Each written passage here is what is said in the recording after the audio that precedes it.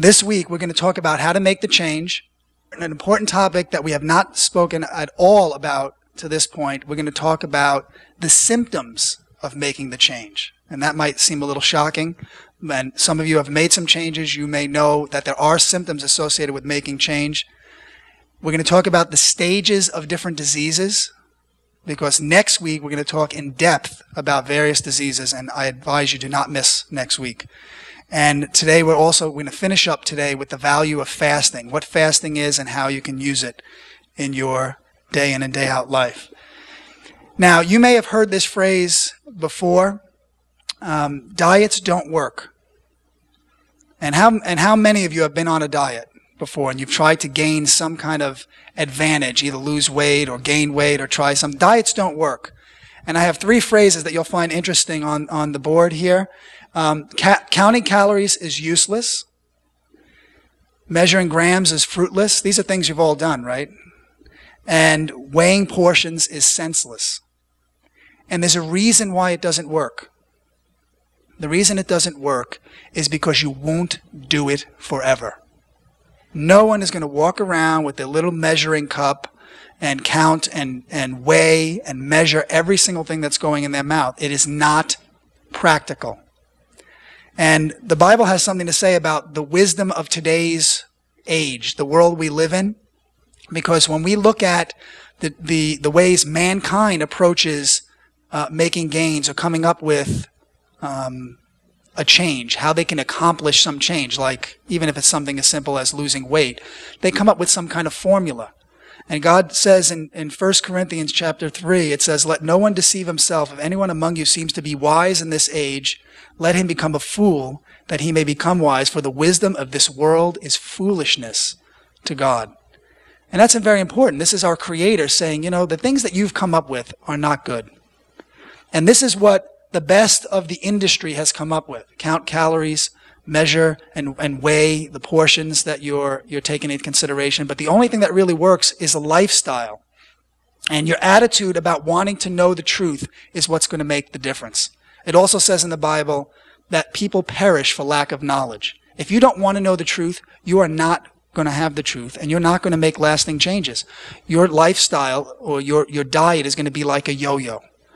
You lose 10 pounds, you gain 12 pounds, you lose 16 pounds, and it'll be up and down forever. So the first thing you have to do is you have to discover the truth about you. So you have to come up with the truth. And we've talked extensively about things that many of you have never heard before in the previous 3 classes. Then you have to develop discipline, and then you have to apply what you've learned. So you can have the truth and you could do nothing with it, and it's not going to get you anywhere. And there are actually some scriptures that I want to tell you about, what the Word of God actually has to say about these areas.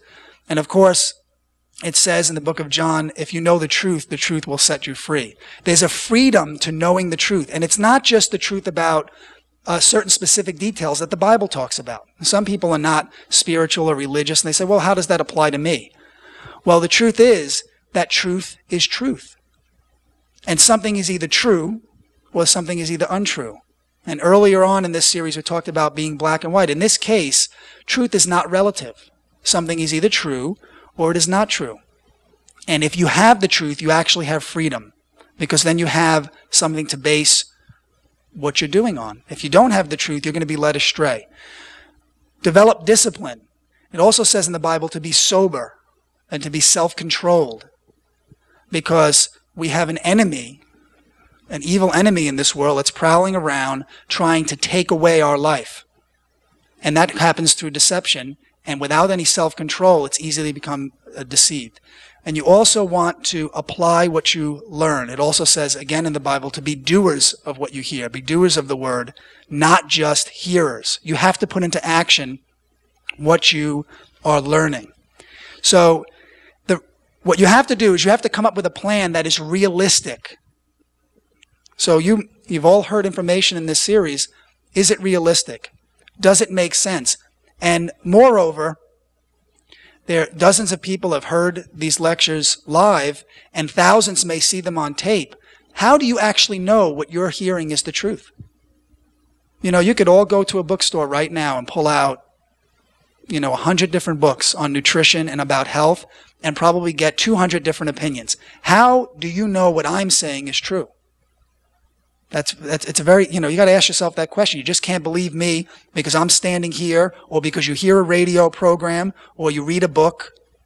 Things get published that aren't true. There's tape series that aren't true.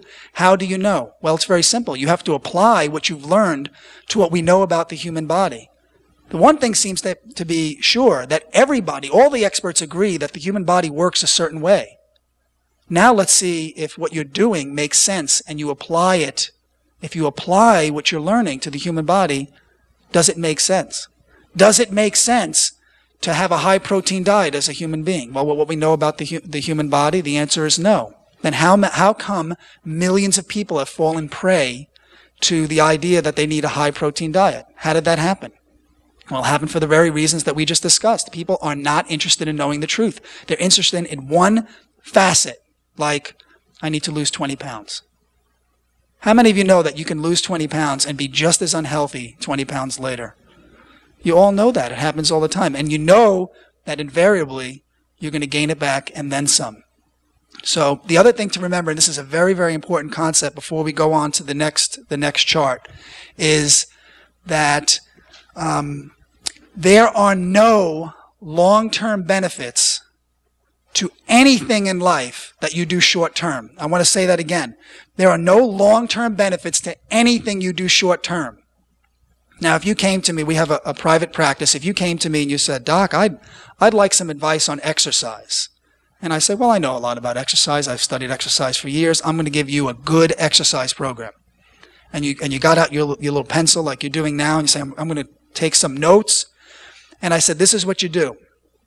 You get on this particular exercise program and you stick with it, and you do it for 3 months, and you get yourself in really good shape. And you're like, yeah. And then you stop, and you don't ever do it again. And that should last you for the rest of your life. You're 30 years old now. 3 months of exercise should take you at least till you're 70. Now, you're all laughing. Yeah, it'd be nice. You're laughing. It sounds ridiculous, but how many people actually live by the principle that they think they could do something for a short period of time and get long-term benefits? There are no long-term benefits. If I gave you a good diet and I said, stick to